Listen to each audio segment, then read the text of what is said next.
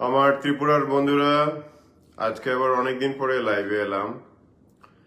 আজকে লাইভে খুব বেশি কথা বলবো না, আগামী শনি রোববার দিন থেকে কন্টিনিউ করব। বিভিন্ন ব্যস্ততার কারণে লাইভে আসা হয়ে ওঠেনি, প্রায় কয়েক সপ্তাহ হয়ে গেল, প্রায় মাসখানেকের উপরে হবে। আশা করি আপনারা সবাই ভালো আছেন এবং ইলেকশন তো এগিয়ে এলো। এই ইলেকশন ফেব্রুয়ারির 16 তারিখ ত্রিপুরাতে যেটা হতে যাচ্ছে অ্যাসেম্বলি ইলেকশন, এটা কোনো সাধারণ নির্বাচন না। এটা হচ্ছে আপনাদের জনগণের কাছে একটা সুযোগ। কি আপনারা কি ত্রিপুরায় গণতন্ত্র ফিরিয়ে আনতে চান?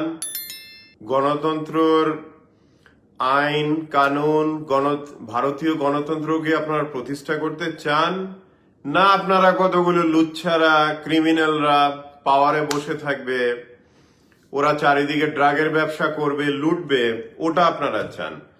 তো এই স্টেটটা আপনাদের, ডিসিশনও আপনাদের। আমি দূরে থেকে বলতে পারি আপনাদের কি বলে জাগিয়ে তোলার জন্য হয়তো অনেকেই বলবে, কিন্তু আপনাদের আপনাদের বুঝতে হবে যে BJP is not a political party. BJP হচ্ছে একটা কনগ্লোমারেট অফ ভেরিয়াস এভিলস। এটা গুজরাটি যে বিজনেসম্যান আছে ওদের থেকে শুরু হয়েছে। গুজরাটের মধ্যেও ভালো লোক প্রচুর আছে, এমন না যে ভালো লোক নেই, প্রচুর ভালো লোক আছে। সর্দার বল্লভভাই প্যাটেল থেকে শুরু করে অনেক মহান পুরুষেরা ওখান থেকে এসছেন, কিন্তু ওখান থেকে অনেক বাটপারও এসছে। আজকে থেকে অনেক বছর আগে থেকে হর্ষদ মেহতা থেকে শুরু করে বিশাল বড় মাপের বাটপার, এত বড় বাটপার গুজরাট তৈরি করেছে যে ভারতবর্ষের অন্য কোনো স্টেট ওই রকম তৈরি করতে পারেনি। বেঙ্গল যেমন প্রোডাকশন ছিল বেঙ্গল থেকে, নোবেল লরিয়েটস থেকে, সায়েন্টিস্ট, রাইটার্স, ইন্টেলেকচুয়ালস। ত্রিপুরা থেকে দেখুন, ত্রিপুরা থেকে আমাদের শচীন দেববর্মন থেকে শুরু করে কত গুণী মানুষ, এমনকি ত্রিপুরার মহারাজারা বা রয়্যাল ফ্যামিলি থেকে শুরু করে প্রচুর গুণীগানী মানুষ ত্রিপুরা থেকেও এসছেন।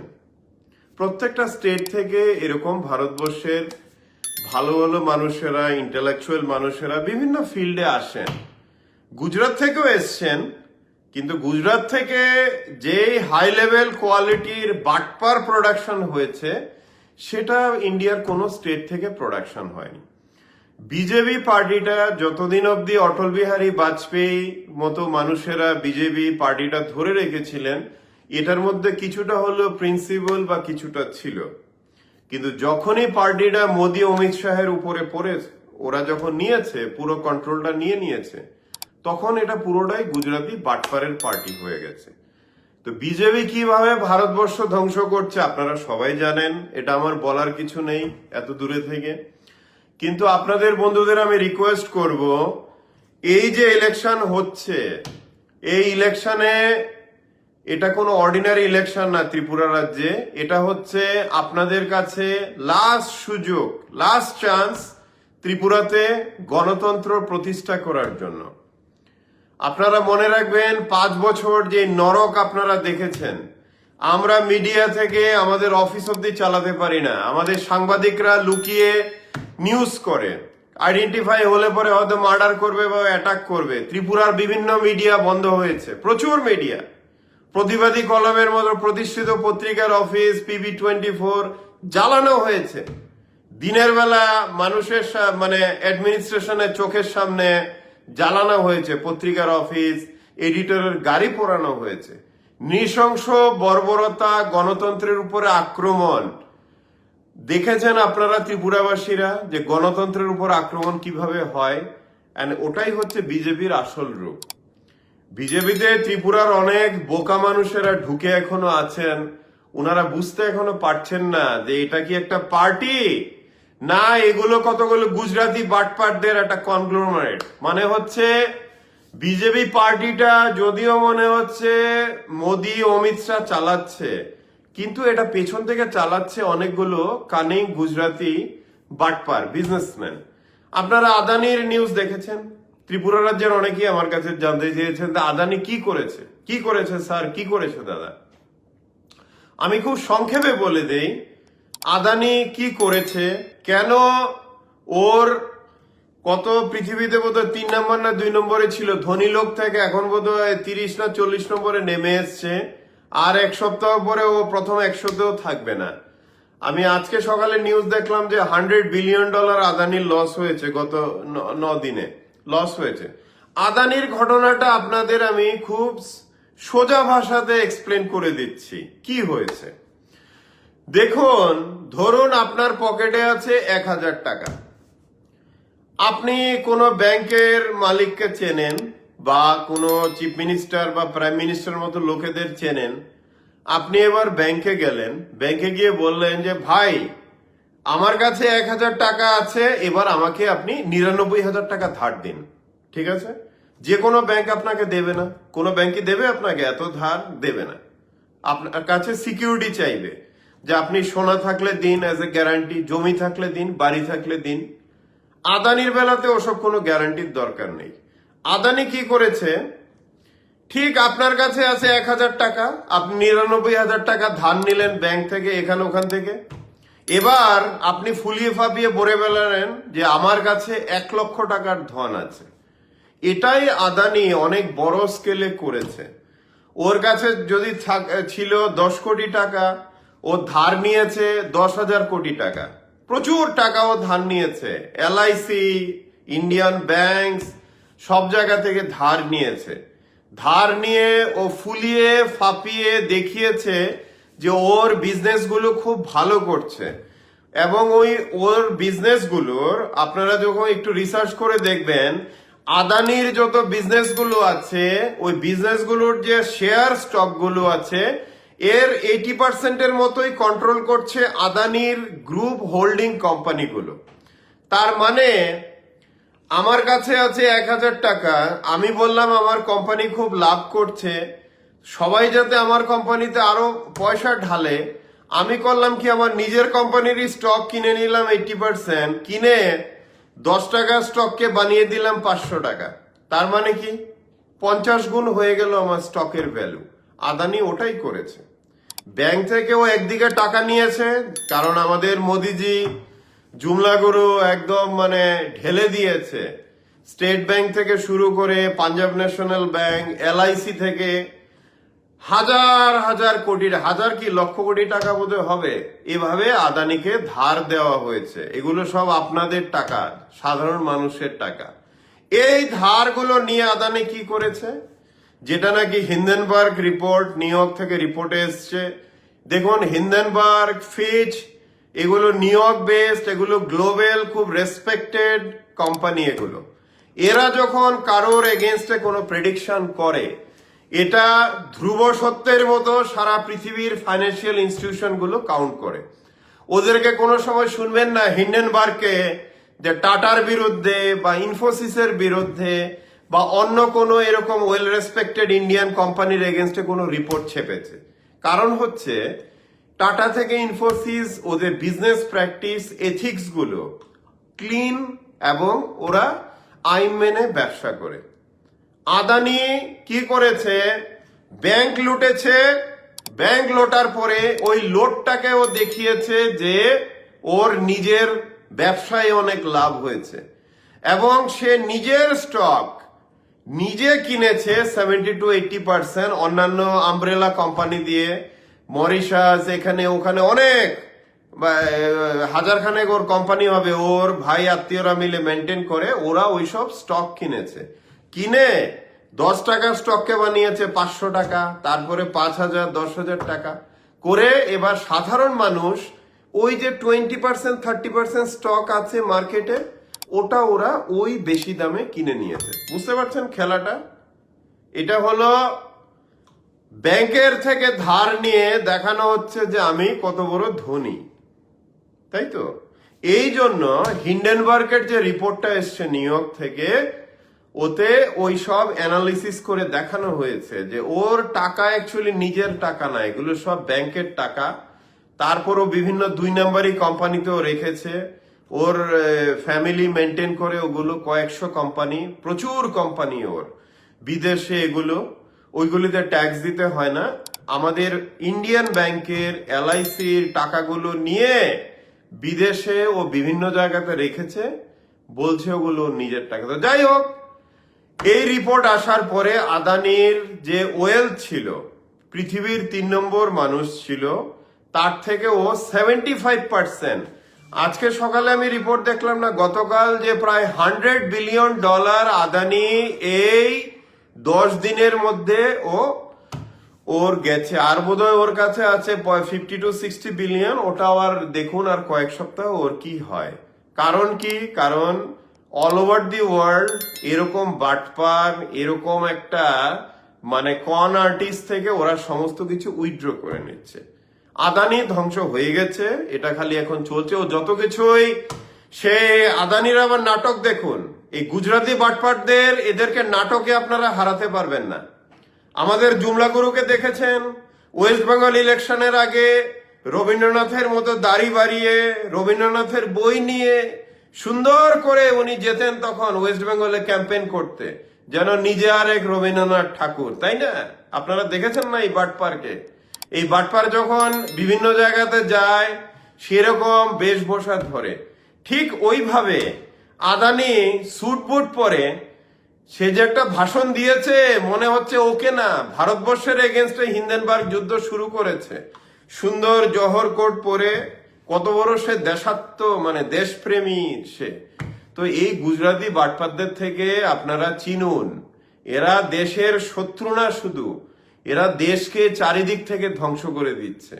ওই এনডিটিভি একটা মিডিয়া ছিল দিল্লিতে, যারা নাকি ইন্ডিপেন্ডেন্ট নিউজ পাবলিশ করতো, এটা করলো কি আদানিরা পেছন থেকে ওরা কিনে নিয়ে পুরো ধ্বংস করে দিল কোম্পানিটা। এরা হচ্ছে ডেমোক্রেসির অ্যাকচুয়াল এনিমি। এই যে দেখছেন গুজরাটি বাটপার গুলো দিল্লিতে বসে আছে, এদের বিজনেস চলছে, এরা ডেমোক্রেটিক যে কোনো পিলার আছে, মিডিয়া থেকে শুরু করে যে কোনো জিনিস, ওরা পেছন থেকে এইভাবে ধ্বংস করে দেবে। ধ্বংস করে দিয়ে নিজেদের লুটবে খালি। ওদের কাজ হচ্ছে লোটা, লোট হচ্ছে গিয়ে ওদের মেইন। এই জন্য বিজেপি কোনো পার্টি না, পলিটিক্যাল পার্টি না, এটা হচ্ছে একটা এভিল করাপশন, একটা গ্যাং, যাদের উদ্দেশ্য, যারা ডেমোক্রেসিতে বিশ্বাসই করে না, ডেমোক্রেসিতে কোনো বিশ্বাসই করে না, এরা ওই নেতাজি সুভাষচন্দ্র বোস থেকে স্বামী বিবেকানন্দর ছবিগুলোকে মিসইউজ করবে। নেতাজির মেয়ে নিজে বলেছেন যে বিজেপি যে আমাদের, মানে ওনার বাবার ছবি ইউজ করছে নেতাজির আইডিয়ালের সাথে বিজেপির আইডিয়ালের একদম মানে উত্তর আর দক্ষিণ মেরুর তফাৎ, এতটাই ডিফারেন্স, হতেই পারে না। তারপর কি করছে জুমলারা? গেরুয়া কাপড় পরে, গেরুয়া শালটাল মেরে নাটক করে বেড়াচ্ছে। কত বড় দেশপ্রেমী। এবার ত্রিপুরাতে যে বিজেপির যারা এখন ইলেকশনের ফেস, এদেরকে দেখুন এক একটা করে। কাদের চয়েস করেছে বিজেপি? কজন ভদ্রলোককে চয়েস করা হয়েছে, চুজ করা হয়েছে এই ইলেকশনের জন্য? প্রতিমা ভৌমিককে দেখুন, ধনপুরের ক্যান্ডিডেট, ওর জন্ম থেকেই গাজার ব্যবসায়ী, ওর ভাই বিশ্বজিৎ ভৌমিক এখনো ড্রাগের ব্যবসা করে। হ্যাঁ, তারপর একজন পুলিশ অফিসারকে, টিপ্রাসা পুলিশ অফিসারকে নিজে মেরেছে গাড়ি চাপা দিয়ে। তো এই তো ড্রাগের ব্যবসা ওপেনলি করছে, চারিদিকে মাফিয়ার গ্যাং। তারপরে এই যে রামনগর সাথের ক্যান্ডিডেট দেখুন, সুরজিৎ দত্ত, ও পলিটেকনিকে যখন স্টুডেন্ট ছিল তখন বোমা বানাতে গিয়ে হাত উড়ে গেছে। কিন্তু দেখুন বিজেপির রামনগর 7-এর ক্যান্ডিডেট, ওর কাজ কি? সেই মাফিয়াগিরি করা, স্মাগলিং করা, এই তো। তো বিজেপির যে নক্ষত্রগুলোকে দেখুন, কে কে বিজেপির নক্ষত্র ত্রিপুরা রাজ্যে। এবার চলে আসুন রতনলাল নাথের কাছে। যত মানে বেশি বললেও মনে হবে বলিনি। সেই মোহনপুরে বিশাল গাজার সাম্রাজ্য, ড্রাগের সাম্রাজ্য। একটা নিরীহ মেয়েকে কয়েক বছর আগে ওর চেলারা রাত্রেবেলা সারা রাত্র ধান খেতে রেপ করে বডিটা জ্বালিয়ে দেওয়া হয়েছে। আপনারা কি জানেন? মনে আছে এই ঘটনাগুলো? রতনলালের পুরো সাম্রাজ্য ড্রাগে ডুবে আছে, গাজা থেকে শুরু করে। বিজেপির কাকে আপনি ধরবেন? ত্রিপুরা রাজ্যে বিজেপির যে ভদ্রলোককে আমি তো দেখতে পাই না। আমি তো মানিক সাহাকে খুব ভদ্রলোক ভাবতাম। আমি খবর পেলাম বিপ্লব দেব যখন চিফ মিনিস্টার ছিল তখন বিজেপির যে গুন্ডারা যে বিভিন্ন অপোজিশন পার্টিদের পার্টি অফিসগুলো পোড়াচ্ছিল, অত্যাচার করছিল, মার্ডার গুলো করছিল, বাইক বাহিনী, এই বাইক বাহিনীর পুরো পেমেন্টটা নাকি তখন মানিক সাহা করতেন, কারণ বিজেপির উনি প্রেসিডেন্ট ছিলেন। একটা জিনিস তো বুঝতে পারছেন, টাকা পয়সা ছাড়া, লেনদেন ছাড়া বাইক বাহিনী, কারোর বাড়ি জ্বালানো মাঝরাত্রে, এগুলো কি করবে কেউ? কেউ করে? তো ত্রিপুরা বিজেপিতে ক্রিমিনাল বা ক্রিমিনালদের সাপোর্টার ছাড়া কোন ভদ্রলোক আছে বলুন দাঁড়িয়েছে এই ইলেকশনে, তাই না? তো এই জন্য আপনাদের সবার কাছে বলছি, দেখুন আমি নিজে আমেরিকায় প্রতিষ্ঠিত, আজকে না 20 বছর ধরে, 20 বছর ধরে প্রতিষ্ঠিত। বিজেপি ত্রিপুরাতে যখন নামও চিনত না ওরা, অনেক আগে থেকে আমি ত্রিপুরাতে প্রতিষ্ঠিত। আমি মাঝে মধ্যে লাইভে এসে এত কথা কেন বলতে চাই, কারণ আমি দেখছি যে স্টেটটা কতগুলো ক্রিমিনাল ড্রাগ এডিক্টের হাতে চলে গেছে, ক্রিমিনালের হাতে। ত্রিপুরার ফিউচার জেনারেশন অবস্থা খুব খারাপ। কমলপুরের একটা ছেলে, আপনারা জানেন, এক মাস আগের ঘটনা বোধহয় হবে বা 2 মাস আগের, ড্রাগ কেনার পয়সা ছিল না ওর কাছে, হেরোইন না ব্রাউন সুগার, ওর বাবা মা ভাই বোন ঠাকুমা 5 জন না কজনকে মার্ডার করেছে ড্রাগের পয়সার জন্য। জানেন এই ঘটনা আপনারা? এটাই তো বিজেপির ত্রিপুরা। বিজেপির ত্রিপুরাটাই হচ্ছে প্রতিমা ভৌমিকদের মতো ড্রাগ স্মাগলাররা চারিদিকে রাজত্ব করবে, চারিদিকে কোনায় কোনায়। কেউ আর চাকরি বাকরি চাইবে না, কেউ জ্বালাবে না, সবাই ড্রাগ এডিক্ট হবে। বুঝতে পারছেন? আস্তাবল মাঠে যে স্টেডিয়ামটা আছে ওটার নিচে গিয়ে দেখবেন কেউ বন্ধুরা সকালবেলা সিরিঞ্জ কতগুলো গুনে দেখবেন। আমার কথা বিশ্বাস না হলে সকালবেলা গিয়ে দেখবেন কত সিরিঞ্জ পড়ে থাকে। প্রত্যেকটা আগরতলার কোনায় কোনায় ভেইনে নিচ্ছে, ড্রাগস নিচ্ছে ইয়ং জেনারেশনরা, চারিদিকে ড্রাগ এডিক্ট হয়ে গেছে। একে তো চাকরি বাকরি কিছু দিতে পারেনি 5 বছরে বিজেপি গত 5 বছরে টোটাল ফেলিউর গভর্নমেন্ট। এক তো এক মূর্খ ছিল, গন্ডমূর্খ বিল্লু, 4.5 বছর ছিল ক্ষমতায়, ত্রিপুরা রাজ্যের জন্য কিছুই করেনি। ও নিজে কি করবে? সে ওই হাঁস গরু এসব নিয়ে তো ওর চলে গেছে না। তারপর মহাভারতের যুগে ইন্টারনেট এই করে করেই তো কাটিয়ে গেল 4.5 বছর। মানিক সাহা তখন পেছনে থাকতো, এখন আগে এগিয়ে এসছে, তাই না? তো ত্রিপুরা রাজ্যে চাকরি বাকরি কিছুই দেওয়া হয়নি। এই 1 মাস আগে থেকে কিছু ওরা চাকরি ছেড়েছে, মাত্র কয়েক হাজার বোধ হয়, 2000 না কত, 2500 শুনেছি। বিজেপির যে ভীষণ ডকুমেন্ট, সেই যে তথাকথিত ইন্টেলেকচুয়াল অশোক সিনহা লিখেছিল যে 299টার প্রতিশ্রুতি, প্রথম পাতাতে ছিল, আপনারা পড়ে দেখবেন, প্রথম বছরে মিন্স 12 মাসে 50,000 সরকারি চাকরি দেওয়া হবে। কোথায় কোথায় চাকরি, কোথায় 50,000? তো এরকম ভাবে আপনারা কজন পেয়েছেন বিজেপি থেকে স্মার্টফোন? ওটাও লেখা ছিল ভীষণ ডকুমেন্টে। মিস কলে কজন পেয়েছেন চাকরি? পেয়েছেন কেউ?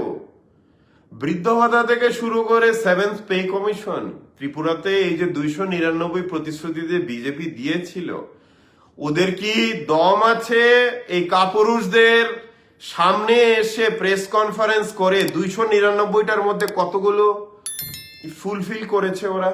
ওদের বলার কোনো দম আছে ওদের? আপনি ওদেরকে প্রশ্ন করতে গেলে আপনাকে থামিয়ে দেবে, নয়তো আপনার বাড়িঘর জ্বালিয়ে দেবে, তো ঠ্যাঙ্গাবে, এই তো করবে ওরা, তাই না?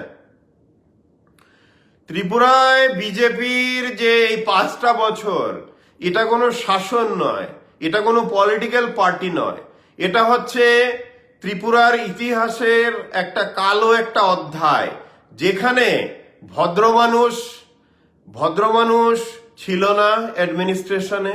কতগুলো ক্রিমিনাল এবং ক্রিমিনাল সাপোর্টার ত্রিপুরাকে রুল করেছে, এবং ত্রিপুরার ইকোনমি থেকে শুরু করে ত্রিপুরার ইয়ং জেনারেশনকে সম্পূর্ণ ধ্বংস করে দিয়েছে। ড্রাগস থেকে শুরু করে স্মাগলিং, চারিদিকে ধ্বংস ওদের থেকে। এই জন্য আমি ত্রিপুরাতে রিকোয়েস্ট করব সাধারণ জনগণকে, আপনারা 16 তারিখ ভোটের দিন ভোট দিয়ে বাড়িতে চলে যাবেন না, সারাটা দিন বাইরে থাকুন, কোনায় কোনায় কোনায় কোনায় নিজের শক্তি নিয়ে দাঁড়িয়ে থাকুন, যাই পারবেন, হাতে লাঠি হোক, ছোট ব্লেড হোক, মোর্চের গুঁড়ো হোক, গুলতি হোক, যাই হোক, আপনাদের সাধ্যে যাই হোক, এই গণতন্ত্র ডেমোক্রেসিকে রক্ষা করার দায়িত্ব আপনাদের। আমি আমেরিকা বসে আমার কিছু যায় আসে না কে ত্রিপুরায় আসলো পাওয়ারে, কিন্তু এটা আপনাদের স্টেট, এই ডেমোক্রেসি গণতন্ত্র আপনাদের। আপনারা ক্রিমিনালদের সফল হতে দেবেন না, ক্রিমিনালদের সফল হতে দেবেন না, ক্রিমিনালদের কোনোভাবেই সফল হতে দেবেন না। এবং আপনাদের কাছে রিকোয়েস্ট থাকবে যে এই ইলেকশনটা যাতে আমার কিছু ওয়ার্কার এসছে, যেতে হবে এখন, ইলেকশনটা যাতে টেরর ফ্রি হয়, যাতে কোনো রকমের রিগিং না করতে পারে, এটা আপনারা ব্যবস্থা করুন। আমি আবার কিছুদিনের মধ্যে লাইভ আসছি, আগামী সপ্তাহে থেকে 1 নাগারে আমি লাইভ করব। বন্ধুরা ভালো থাকবেন আপনারা, আবার আপনাদের সাথে কথা হবে। বাই, জয় হিন্দ।